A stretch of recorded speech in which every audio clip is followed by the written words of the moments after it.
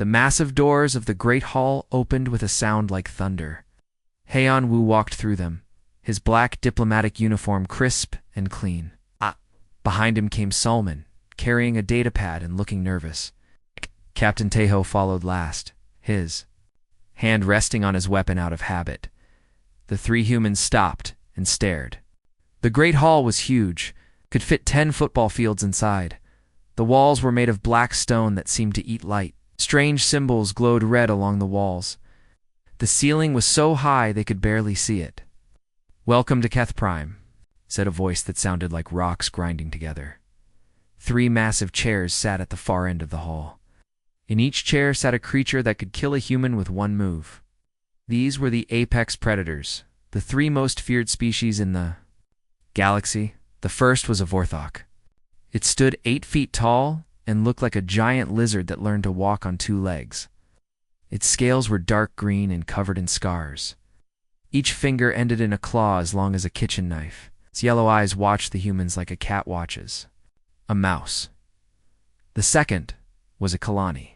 It looked like a praying mantis the size of a small car. Its 4 arms, each ended in blade-like claws. Its compound eyes saw everything at once. When it moved, it made no sound at all. The Kalani were hive-minded. This one spoke for millions of others. The third was a Drakmor. It had once been like a wolf, but machines had replaced half its body. Red lights glowed where its eyes should. Metal teeth filled its mouth. Cables ran under its synthetic skin. The Drakmor had turned themselves into living weapons. War Chief Grixtel, the Vorthok leader, leaned forward in his chair. "So these are the humans," he said. His voice was deep and rough. "They look soft." The Kalani, called Hive Speaker Zeke, tilted its head. "Small creatures, weak, no natural weapons. How did they reach the stars?" The Drakmor, named Pakalfa Mordok, made a sound like metal scraping metal. "Their ships are primitive. Their technology is basic. Why do they think they can join us?" Heian-Wu stepped forward. He had been a soldier before becoming a diplomat. He knew how to face dangerous things without showing fear. "We come seeking membership in the Galactic Council," he said. His voice was steady and calm. War Chief Grixtel laughed. It sounded like rocks falling down a cliff. "Membership. You must prove you are worthy first." "What do you want us to prove?" Soman asked. Her voice was smaller than Heian-Wu's, but she did not back down. "That you are not prey," Hive Speaker Zeke H said. "Every species in this galaxy must prove they can fight. The weak serve the strong. This is the way." Pakalfa Mordok's red eyes glowed brighter. "We have watched her kind for some time. How? Have no fangs, no claws, no armor. You are soft meat in soft skin." Captain Tejo's hand moved closer to his weapon. "We have survived on our world for thousands of years. We have built cities and ships and reached the stars. We are not weak." "Your world had no real predators," War Chief Grixtel said. "My people fought creatures that could swallow you whole. We earned our place through blood and death. My people conquered 100 worlds." Hive Speaker Zeke H added, "Can speak to each other across space without machines. We think as one mind with billions of bodies. My people made ourselves into weapons," Pakalfa Mordok growled. "We chose to become perfect killers." "What have your people chosen to become?" The 3 aliens stared down at the humans. The humans were small compared to them. They had no scary teeth or claws. They looked like they might break if someone grabbed them too hard. "We have tools," Heian-Wu said. "We have weapons. We have strategies." "Tools break," War Chief Grixtel said. "Weapons can be taken. What happens when you have nothing but your body and your will to fight?" "Then we use our minds," Salman said quietly. The 3 aliens looked at each other, and they began to laugh. The sound was terrible. It echoed through the great hall like the sound of breaking glass and grinding metal. "Minds," Hive Speaker Zeke H said. "You think thoughts will stop claws and teeth?" "Every prey species thinks they are smart," Pakalfa Mordok said. "Until they meet a real predator." War Chief Grixtel stood up. He was huge. His shadow fell. Across all three humans, we'll give you one chance to prove you are not prey. Show us how your people fight. Show us your wars. Show us your weapons. You want to see our military? Captain Tejo asked. We want to see your best warriors in action, the war chief said. We want to see how humans face death and deal death. Bring us footage of your greatest battles. Salman looked at her datapad. We have historical records, military archives, combat footage from many periods in our history. Good, Hive speaker Zeke H said. We will watch. We will judge. If your people fight like prey, you will be treated like prey. And if we fight like predators? Ianwu asked. The three aliens looked at each other again. War Chief Grixtel smiled, showing teeth like daggers. Then we will decide if you are worthy to hunt beside us. Pekalfa Mordok's eyes glowed redder. But we already know what we will see. All soft species are the same. You run when danger comes. You hide when predators hunt. You have never faced real war. Real war? Captain Tejo asked. War where everything dies, the war chief said. War where the strong eat the weak. War where only the most violent survive. The humans looked at each other. Something passed between them. Something the aliens could not understand. Very well, Hyanwu said. We will show you how humans fight. But we should warn you first. Warn us. Hive speaker Zeke laughed. Of what? You asked to see real war? Soman said quietly. You might not like what you find. Three aliens laughed again. They could not imagine anything about humans. That would surprise them. They were about to learn they were very wrong. The next day, the humans returned to the Great Hall. This time, they brought more equipment. Captain Tejo carried a large case. Salman had her datapad and several storage devices. Hyanwu walked with his hands empty, but his face was serious. Fourth human had joined them. She was older than the others, with gray hair and sharp eyes. She wore a military uniform with many medals on her chest. This is Dayun, Hyanwu said to the three aliens. She is our military archivist. She keeps records of all our wars. War Chief Grixtel looked down at Dayun. Another soft human. Does she carry weapons? She carries something more dangerous, Dayun said calmly. She carries memory. The three aliens laughed again. They found humans very funny. Everything about them seemed weak and silly. Memory is not dangerous, Hive speaker Zeke H said. Claws are dangerous. Teeth are dangerous. Weapons are dangerous. We will see, Dayun said. She opened her case and began setting up equipment. Soon she had a large screen and several machines connected to it. Pekalfa Mordok's red eyes focused on the screen. Show us your warriors, human. Show us your battles. I want to see how prey animals pretend to fight. Dayun looked at the three aliens. Her eyes were calm and steady. Before we begin, I want to explain something. Human war is different from other species' war. War is war, War Chief Grixtel said. The strong kill the weak. The winners eat the losers. There is nothing else. That is where you are wrong, Dayun said. Human war is not about the strong killing the weak. It is about survival. It is about protecting what we love. It is about making sure our children have a tomorrow. The aliens looked at each other. They did not understand what she meant. You will see, Dayun said. She touched the screen and it came to life. The first images were very old. They showed humans with bronze weapons and leather armor. The humans were small and looked weak. They fought with spears and swords and shields. Ha! War Chief Grixtel roared. Look at them. They are tiny. Their weapons are toys. Aliens watched ancient humans fight in small groups. The humans were much smaller than the aliens. Their weapons looked primitive. When they got hurt, they fell down and did not. Get up. This is what we expected, Hive speaker Zeke H said. Weak creatures with weak weapons. They fight like children playing games. But Dayun was not finished. Keep watching, she said. This is just the beginning.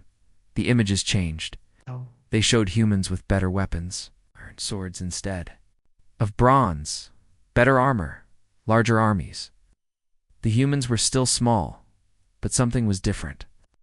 They learned, Salman said quietly. Watch how they changed their tactics. The aliens saw human armies working together. They saw humans using shields to protect each other. They saw humans making walls with their bodies to stop enemy attacks. They fight as groups, Picalpha Mordock said. Like pack animals. But they are still weak. Keep watching, Dayun said.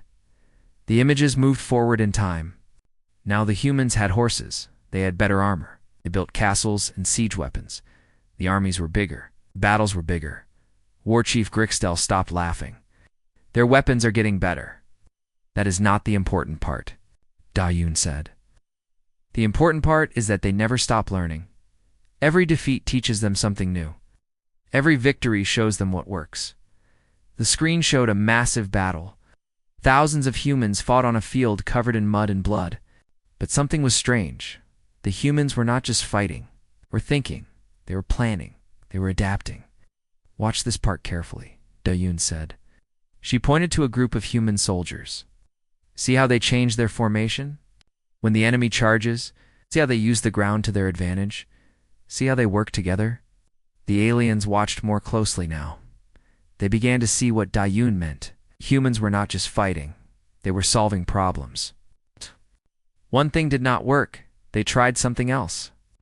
When the enemy did something new, the humans found a way to counter it. They are thinking during battle, HFY speaker Zeke H said slowly. Yes, Dayun said. Most species fight with instinct. Humans fight with their minds. We think our way through problems. We adapt. We overcome. The images kept changing. Ow. The humans had guns. They had cannons. Had ships with many sails. The armies were even bigger. The battles covered entire countries. How many of them are there? Picalpha Mordock asked. Billions, Captain Tejo said. And when humans fight, we all fight, not just the warriors. Everyone. The aliens did not understand. What do you mean, everyone? Watch, Dayun said. Screen showed human cities. But these were not peaceful cities. Every person in the city was working. Some made weapons. Some grew food. Some built ships. Some healed the wounded. When humans go to war, Soman explained, our whole society becomes a weapon. Everyone has a job. Everyone helps. Everyone fights in their own way. War Chief Grixtel leaned forward. You turn your entire species into warriors? We turn our entire species into a machine for winning, Dayun said. And we never stop improving that machine. The images showed more battles. Humans had better. And better weapons. They had better tactics. They had better organization. Most importantly, they had better thinking. See this battle here, Dayun? Pointed to a sea fight. The humans were losing. Their ships were smaller. Their weapons were weaker. But they won anyway. Do you know why? The aliens stared at the screen. They saw human ships that were clearly outmatched, but somehow the humans won. They used their minds, Hive speaker Zeke H said quietly. They used the wind, Dayun said. They used the tide. They used the sun's position. They used everything around them as a weapon. That is what makes humans dangerous. We do not just fight with our bodies. We fight with our environment. We fight with our tools. We fight with our minds. The aliens were not laughing anymore. They were staring at the screen with growing concern. This is still ancient history, Picalpha, Mordock said. Show us modern humans. Show us how they fight. Now, Dayun smiled. It was not a happy smile. You want to see modern human warfare? You want to see what we learned after thousands of years of practice? She touched the screen again. Very well. But remember, you asked for this. The screen went dark for a moment. Then new images appeared. The aliens leaned forward to see. They were about to learn what real human war looked like. The screen flickered and came back to life. New images filled the huge display. Aliens leaned forward in their chairs, expecting to see more of the same. Small humans with simple weapons. They were wrong. The first thing they saw was a human army that stretched beyond the horizon. Thousands upon thousands of soldiers marched in perfect lines. Their uniforms were all the same. Their weapons gleamed in the sunlight. They moved like parts of a giant machine. How many? War Chief Grixtel asked, his voice quieter than before. Million soldiers, Dayun said. And this is just one army? We had many armies like this one. The aliens stared. They had never seen so many warriors in one place. Even their greatest battles involved only thousands of fighters. But look closer, Dayun said. See what they carry. The camera moved in closer. The humans carried guns, but these were different from the old ones. These were faster, more accurate, deadlier. They also carried things the aliens had never seen before. What are those? Hive speaker Zeke H asked, pointing to strange devices on the soldiers' backs. Radio Soman said. They let our soldiers talk to each other across great distances. Every soldier can speak to every other soldier instantly. Picalpha Mordoc's red eyes glowed brighter. They coordinate like a hive mind, but they are individuals. Better than a hive mind, Captain Tejo said. Each soldier can think for himself. Each soldier can adapt. They all work together toward the same goal. The screen showed a battle. From above, the human army moved like water flowing around rocks. When the enemy attacked one part, other parts moved to help. When the enemy pulled back, the humans flowed forward. They were always moving, always thinking, always adapting. This is ... complex, War Chief Grixtel said slowly. Watch this, Dayun said. She showed them a medieval castle under attack. But these were not the simple attacks they had seen before. The humans had built giant machines. Some threw huge stones at the castle walls. Others rolled up to the walls like moving towers. Still others dug tunnels under the ground. They attack from all directions at once, Hive speaker Zeke H observed. Above, below, and straight through, Dayun confirmed. When humans want to take something, we find every possible way to do it. Then we use all those ways at the same time. The aliens watched the castle fall. The humans did not just charge at it and hope for the best. They planned, they built, they surrounded it, they cut off its food and water, they made it impossible. For the castle to survive, they do not just fight, Picalpha, Mordoc said. They think about fighting. Every human battle is like a puzzle, Jaesung said. He was the 5th human to join them. He was tall and thin, with kind eyes and a gentle voice. We study our enemies. We learn their strengths and weaknesses, and we solve the puzzle. The aliens looked at Jaesung with new interest. This human did not look like a warrior at all. He looked like a teacher. You are a soldier? War Chief Grixtel asked. I am a military historian, Jaesung said. I study how humans fight. I learn from our victories and our defeats. I help our generals understand what works and what does not work. Study war like it is a science, Hive speaker Zekto said.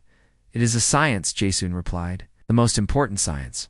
The science of survival. The screen changed again. Now it showed ships at sea. But these were not simple wooden ships. These were massive metal vessels with many guns. They moved through the water like floating fortresses. Naval warfare, Dayun explained. Humans learned to fight on water just as well as on land. The aliens watched huge ships firing at each other. The guns were enormous. Each shot could destroy a building. But what amazed the aliens was how the ships worked together. See how they move? Jaesung pointed to the screen. Ship has a role. Some are fast scouts. Some are heavy fighters. Some carry supplies. Some heal the wounded ships. They are like a pack, but a pack that thinks. The battle on the screen was incredible. Ships moved in formations that changed like dancing. When one ship was damaged, others moved to protect it. When an enemy ship was weak, several human ships attacked it together. They hunt like pack animals, Picalpha Mordoc said. But smarter, much smarter, Captain Tejo agreed. We do not just hunt. We plan the hunt, prepare for the hunt. We think about what might go wrong during the hunt, and we make backup plans for our backup plans. The screen showed more battles. Humans fighting in forests, humans fighting in deserts, humans fighting in mountains.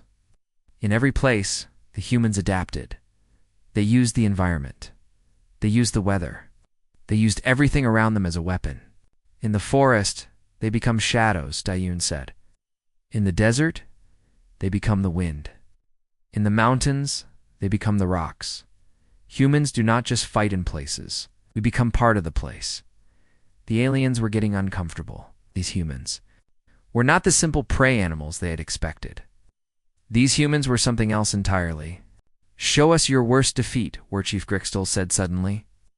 Show us when humans lost badly. Dayun and Jaesoon looked at each other. Then Dayun touched the screen. The new images showed a terrible battle. Thousands of humans lay dead in muddy fields. Their weapons were broken. Their armies were scattered. It was a complete defeat. Their war chief, Grixtel, said with satisfaction. Now we see the truth. Humans can be beaten, Jaesoon said quietly. We can be beaten, but watch what happens next. The screen showed the same army, but months later, the humans had rebuilt. They had new weapons. They had new tactics. They'd learned from their defeat. We lost that battle, Jaesoon said. But we studied why we lost. We figured out what went wrong. We changed our methods. We improved our weapons. We trained our soldiers better. The screen showed the next battle. This time, the humans won. They won using lessons learned from their defeat. When most species lose, Dayun said, they get weaker. When humans lose, we get stronger. Every defeat teaches us something new. Every loss makes us better. The aliens stared at the screen in growing alarm. They were beginning to understand something terrible. You do not just fight to win battles. Hive speaker Zekdage said slowly, fight to win wars. Fight to win everything, Jaesoon said. And we never stop learning how to win better. The screen went dark. The aliens sat in silence, thinking about what they had seen. Show us more, Pakalfa, Mordok said finally. Show us your modern wars. Dayun smiled that same unhappy smile. Are you sure? Because what comes next gets much worse. The screen came back to life. This time the images were different. They were sharper, clearer, more real. The aliens could see every detail of what was happening. The first thing they saw was a human city. But this was not a normal city. Building was making something for war. Smoke rose from thousands of factories. Trucks moved in long lines, carrying weapons and supplies. The whole city had become a machine for making war. What is this place? War Chief Grixtel asked. This is Detroit, Dayun said. In our year 1942, this city used to make cars for families. But when war came, we changed it. In 6 months, this city was making tanks and planes and guns instead of cars. The aliens watched in amazement. The humans had taken an entire city and turned it into a weapon factory. Thousands of workers moved like ants, all focused on one goal, making tools for war. The whole city fights. Hive speaker Zeke H asked. The whole world fights, Jaesoon said. When humans go to war, everyone has a job. Children collect metal. For weapons, women build planes and tanks. Old people grow food for soldiers. Everyone becomes part of the war machine. The screen showed more cities, all doing the same thing. Millions of humans working together, all focused on winning a war.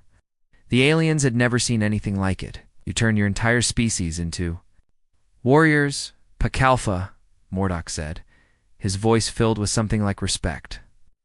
We turn our entire species into a weapon, Captain Tejo corrected. Not just warriors.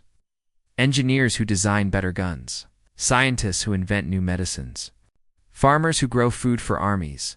Teachers who train pilots. Everyone fights in their own way. The screen changed. Now it showed the war itself. The aliens expected to see the same kind of battles they had seen before. They were wrong. These battles were huge. Thousands of tanks moved across fields like metal beasts. Hundreds of planes filled the sky like angry birds.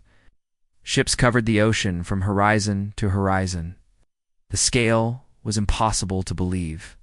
How many soldiers? Or Chief Grixtel asked, his voice quiet. 50 million, Dayun said. On our side. Alone, the other side had 50 million too. The aliens sat in stunned silence. Their biggest wars had involved maybe 100,000 fighters. The humans were talking about 100 million soldiers fighting at the same time? This is not War Hive speaker Zeke H said. This is ... something else. This is total war, Jae-soon said. When humans fight total war, everything becomes a weapon. Every resource, every person, every idea, every invention.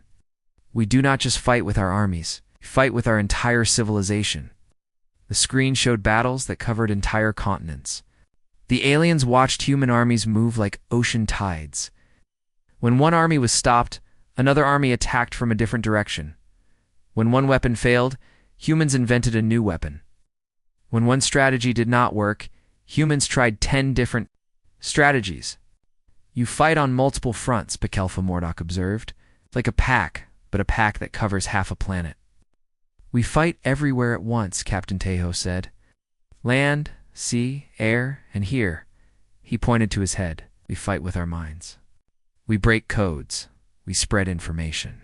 Convince our enemies that they cannot win. The screen showed something that made the aliens lean forward. It was a human factory, but this factory was underground. It was hidden from enemy attacks. Workers moved through tunnels, making weapons in secret. Even when you bomb our cities, Dayoon said, we keep making weapons. We hide our factories. We move them underground. We spread them out so you cannot destroy them all. You are like insects, Hive speaker, Zyked H said.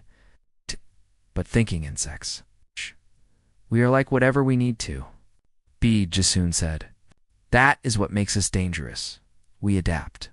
We change. We become what the situation requires. The screen showed more battles. But these battles were different from anything the aliens had seen. Humans were fighting in ways that seemed impossible. This, Dayoon said. She showed them humans attacking a beach. Thousands of soldiers ran through water toward an enemy position. Many of them died, but they kept coming. Wave after wave of humans charged forward. They know they will die, Pakelfa Mordok said, but they attack anyway. They attack because they must, Captain Taeho said. They fight not just for themselves. They fight for their families. They fight for their children. They fight for humans who are not even born yet. The aliens watched as the humans took the beach. The cost was terrible. Thousands of young humans died in the sand and water. 1. You sacrifice your own people, War Chief Grixtel said. You spend lives like we spend ammunition. Spend lives to save lives, Jae-soon said quietly. Those soldiers died so that millions of other humans could live. They died so that human children could grow up free. The screen showed what came next. The humans who survived the beach attack kept fighting. They moved inland. They liberated cities. They freed people who had been enslaved by their enemies. You fight for others. Hive speaker Zeke H said slowly. It's not just for yourselves. We fight for everyone, Dayoon said. Fight for humans we have never met. We fight for humans. In other countries, we fight for humans who will be born in the future. We fight for the idea that all humans should be free. The aliens were becoming more and more disturbed. This was not the kind of war they understood. Their wars were about territory, about resources, about dominance. Human war was about something bigger. Show us your weapons, Pakelfa Mordok said. Show us your best weapons.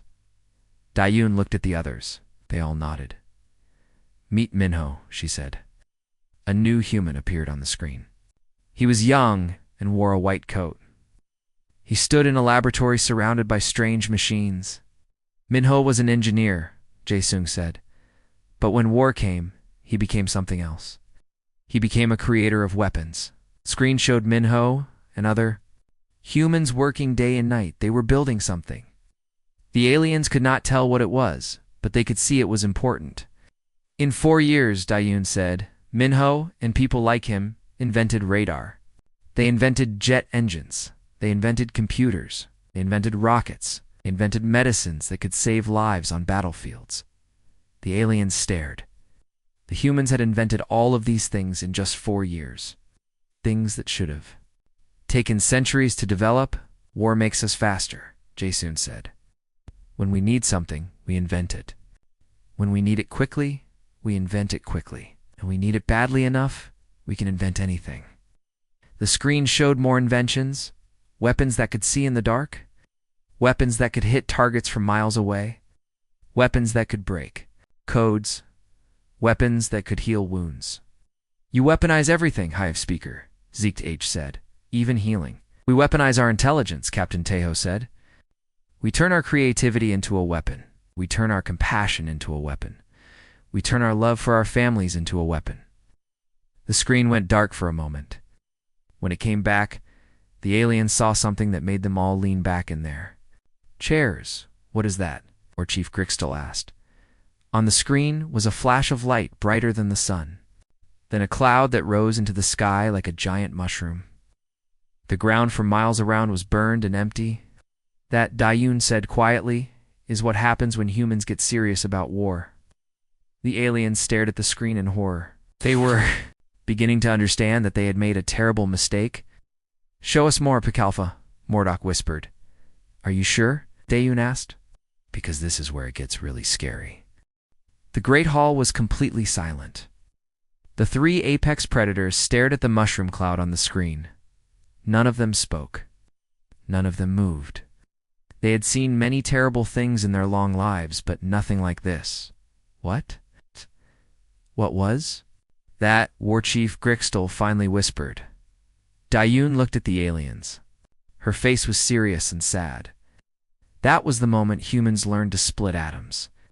That was the moment we learned to make the power of stars into a weapon. Impossible, Hive Speaker Zeke H said. No species can control starfire. It would destroy everything, Dayun said. The screen showed the explosion again, but this time from far away. The aliens could see the full size of the destruction. The flash was brighter than lightning. The heat was hotter than fire. The wind knocked down buildings for miles. How big? Picalpha Mordok asked. His red eyes were dim with shock. This bomb destroyed an entire city, Jae-sung said quietly. One bomb, one flash. 100,000 people dead in seconds. The aliens looked at each other. Their most powerful weapons could kill hundreds, maybe thousands, but 100,000. With one weapon? You built a weapon that can kill a whole city? War Chief Grixtel asked. We built many such weapons, Captain Tejo said. Bigger ones. Much bigger ones. The screen changed. Now it showed a much larger explosion. The mushroom cloud was enormous. It rose high into the sky like a mountain of fire and smoke. This one could destroy 10 cities, Dayun said. You built weapons that could destroy 100 cities. We built weapons that could kill everyone on a planet. Picalpha Mordok stood. Up from his chair? You built planet-killer weapons? That is madness. No species would risk destroying their own world. We built thousands of them, Saman said. She had been quiet for a long time, but now she spoke. We pointed them at each other. We were ready to end all life on our planet rather than lose a war. The aliens stared at the humans in horror. These small, soft creatures had built weapons that could destroy worlds. They had been willing to use them. Why, Hive Speaker? Zeke H asked. Why would you risk everything? Because some things are worth risking everything for, Hyen-Woo said. He had been quiet too, but now he stepped forward. We would rather die free than live as slaves. The screen showed more images. Huge rockets standing ready to launch. Underground bunkers filled with weapons. Submarines hiding in the ocean depths, each one carrying enough firepower to end civilizations. You spread these weapons everywhere. War Chief Grixtel said. You made sure that if war came, everything would die. We called it mutual assured destruction, Jae-sung explained. If you attack us, we attack you. If you destroy our cities, we destroy yours. If you try to conquer us, we all die together. It is insane, Picalpha Mordok said. That is human, Captain Tejo replied. We would rather break the toy than let the bully have it. The screen showed a new person, a woman in a white coat, working with strange equipment. Her name appeared on the screen. Dr. Yoonji. Yoonji was one of our nuclear scientists, Do-yoon said. She helped design these weapons. But watch what she says about them. The video played. Dr. Yoonji spoke to a camera, her voice calm but sad. Have created something terrible, she said. We have learned to harness the power that lights the stars. But with this power comes responsibility. We must never use these weapons again. We must find better ways to solve our problems. The aliens listened carefully. She regrets making the weapons, Hive speaker Zeke H asked. Many of our scientists regretted it, Jae-sung said. They made the weapons anyway, because they knew that if we did not make them, our enemies would. No. And our enemies might not show restraint. Restraint? War Chief Grixtol laughed, but it was not a happy laugh. You call building planet killers restraint? You call using them only twice restraint? Hyenwoo said quietly. The aliens fell silent again. The humans had used these terrible weapons only twice. They could have used them many more times. They could have ended all their wars quickly and easily. They chose not to. Why? Pakalfa Mordok asked. Why did you not use them more? You could have conquered the galaxy with such weapons. Because conquest was never the point, Solman said. The point was survival. The point was freedom. The point was making sure our children could grow up in peace. The screen showed more modern battles. But these battles were different. The humans used smaller weapons, more precise weapons. They seemed to be trying to avoid causing too much destruction. You made your weapons less deadly? Hive speaker Zeke H asked, confused. We made our weapons smarter, Dayun explained. Watch this. The screen showed a bomb hitting a building. But it was not a normal bomb. It went through a window and exploded inside just one room. The rest of the building was untouched. You can destroy one room in a building without touching the rooms next to it, Captain Taeho said.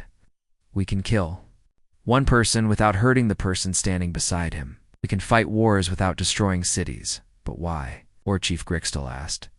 Why make war more difficult for yourselves? It's because we learned something important, Jae-sung said. We learned that real strength is not about how much you can destroy. Real strength is about how much you can protect. Screen showed human soldiers in a foreign city, but they were not conquering the city. They were protecting it. They were helping civilians. They were building schools and hospitals. You fight to protect others. Hive speaker Zeke H asked. We fight to make peace, Hyenwoo said. We learned that the best way to win a war is to make sure you never have to fight another one. The aliens watched human soldiers giving food to hungry children. They watched human doctors treating wounded enemies. They watched human engineers building bridges and power plants in lands they had just conquered. This makes no sense, Pakalfa. Mordok said. You defeat your enemies, and then you help them? You could enslave them. You could take their resources. You could make them serve you. We could, Do-yoon agreed. But we learned that making enemies into friends is better than making enemies into slaves. Friends do not rebel. Friends do not plot revenge. Friends help you fight the next war. The screen showed the aftermath of a human war.